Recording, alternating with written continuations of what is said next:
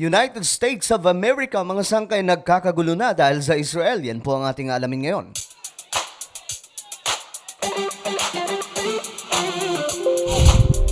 Hello, what's up mga sangkay? Magandang oras po sa lahat ng mga nanonood ngayon, lalong-lalo na po sa lahat ng solid sangkay na lagi pong updated. Okay guys, ito pag-usapan po natin itong patungkol sa nangyayari sa Israel. Na kung saan ngayon mga sangkay, isa po sa nagkakagulo na ay ang United States of America, no? Dahil po sa mga pro-Palestine or sabihin na po natin pro-Hamas. Kasi hindi po nila nagigets na magkaiba po ang Hamas at mga Palestino. Anyway, bago po tayo magsimula mga sangkay, pakisubscribe po muna yung ating YouTube channel. So sa baba ng video na to, ayan po makikita nyo po yung subscribe button. Pindutin nyo lamang po yan, tapos i-click nyo yung bell at i-click nyo po yung all. At kung kayo ay nanonood sa Facebook, huwag nyo pong kalimutan na i-follow ang ating Facebook page. So ito na guys, tingnan po natin itong balita mga sangkay. Actually, nakaraang araw ko pa ito nakikita, no, na talagang dumadagsa mga sangkay yung taga-suporta nitong Hamas. At ako, di na rin po ako nagugulat mga sangkay tungkol dyan kasi talagang wild po talaga yung yung sabihin na po natin yung mga nagpo-protesta. Kumbaga maiingay po talaga sila sa kalsada. Sila po yung hindi super majority pero sila po yung pinaka-maiingay kasi kung lalabas lahat ng Kristiyano at magpapakita po ng suporta, malamang sa Israel po yan. No? Ngayon mga sangkay, tama naman na suportahan ang Palestine. Kaya nga lang, ang may twist, kumbaga hindi po nila magets na hindi po Palestino ang kalaban ng Israel. Okay, ito po yung balita. Tingnan po natin mga sangkay. Ayan po. Thousands of libo-libo daw po itong mga nagpoprotesta na nagtipon-tipon sa United States of America, mga sangkay. The thousands of pro-Palestinian protesters came together Saturday to call for a ceasefire and an end to the siege on the Gaza Strip. So hindi po nila magets mga sangkay na kapag, sabi pa nga po ng anak ng founder ng Hamas, mga sangkay, na kapag inihinto itong digmaan laban sa Hamas, eto mga sangkay, mas lalo pong lalaki ang problema ng Israel at ng buong mundo.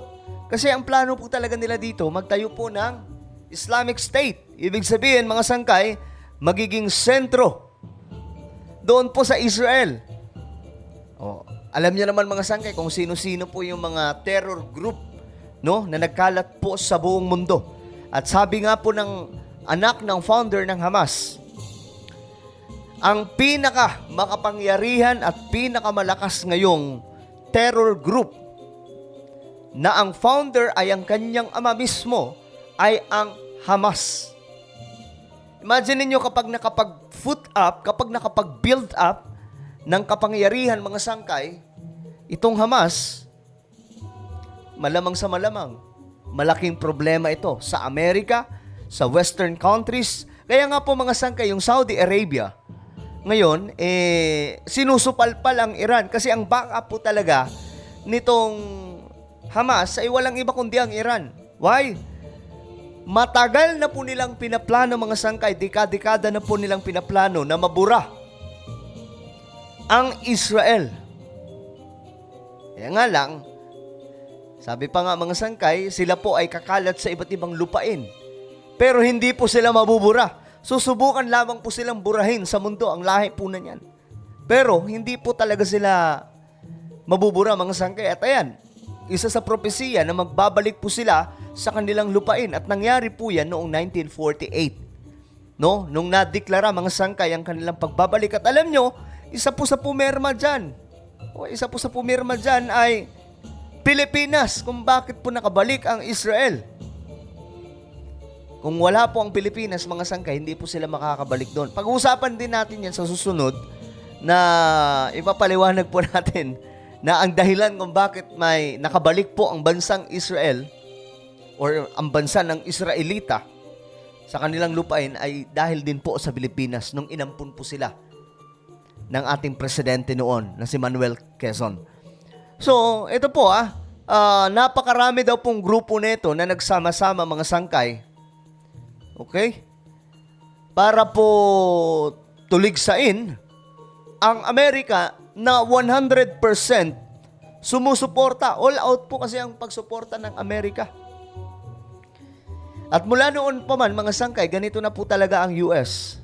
Alam nyo, kaninong presidente medyo lumambot ang pakikipatungo?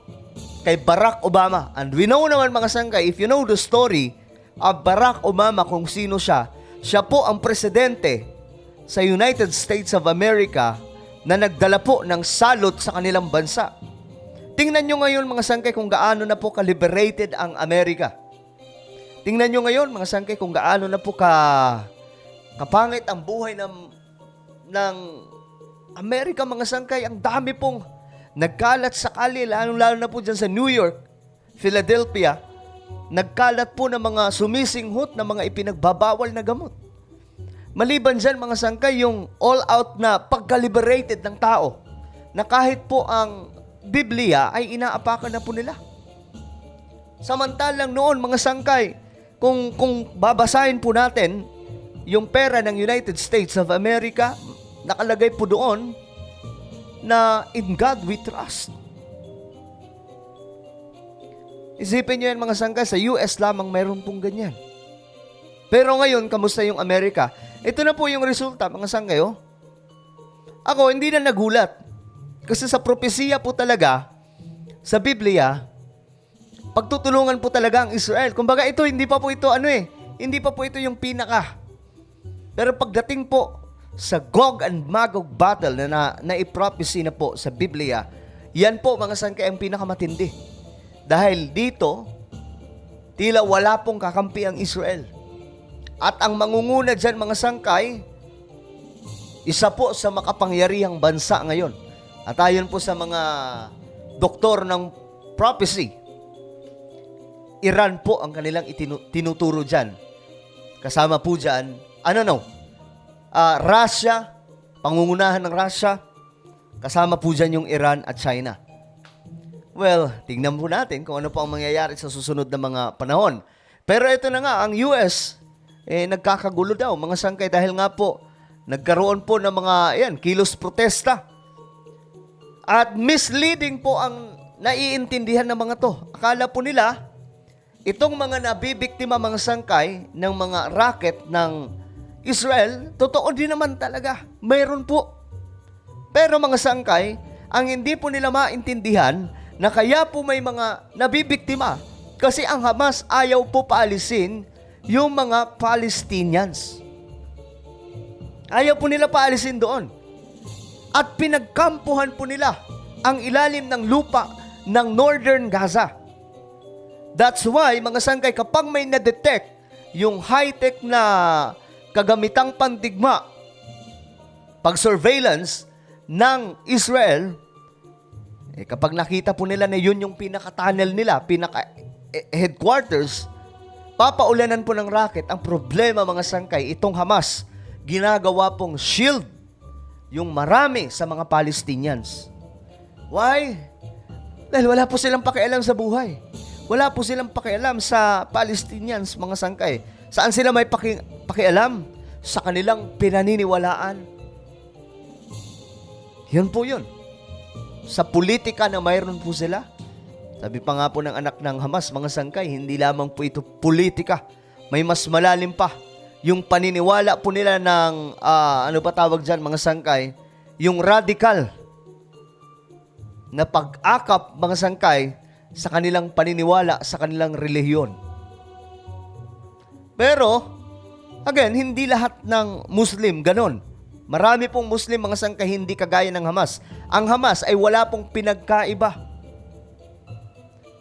sa ISIS. Alam niyo na yan, mga sangkay, yung terror group na yan. Kaya naman, Itong nangyayari ngayon dyan sa Amerika, isa po itong malaking gulo, no? Kaya nga lang, pumapalag na ngayon ang marami sa mga, syempre naiintindihan ito mga sangkay. Yan po, nearly 9,500 na mga Palestinians umano ang pumanaw o nasawi dahil po sa digmaan na ito. Samantalang ang mga Israelis, umabot na po sa 1,400.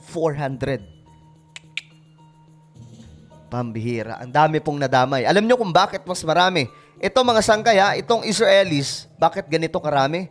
Ito po yung sinugod po sila ng Hamas. Pero itong 9,500 sa Palestinians, ito po yung ginawang shield ng Hamas. Na instead na sa kanila tatama, sa Hamas tatama ang rocket, kanino tumatama? Sa mga inosente na ayaw po nilang paalisin. At sa totoo lang, ang gumagawa po ng pamamaraan dyan para makaalis yung mga Palestinian sa Gaza. Kasi ayaw po silang paalisin ng Hamas eh. Israeli soldiers, yung IDF mismo ang tumutulong. So ngayon mga sangga, ito, the groups arrange transportations from 22 states including Texas, Florida, Kentucky, and Puerto Rico. Marami mga sangkay. So, ito po ay malaking kamangmangan. Dapat ang kundinahin nila, mga sangkay, ay yung Hamas.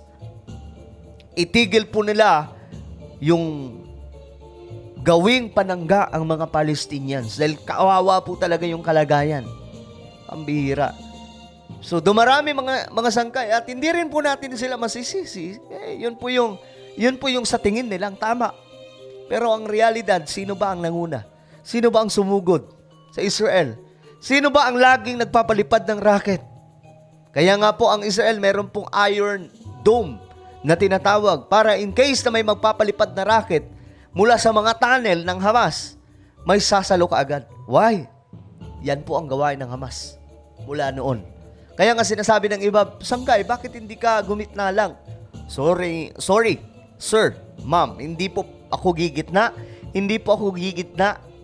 sa terror group at sa Israel.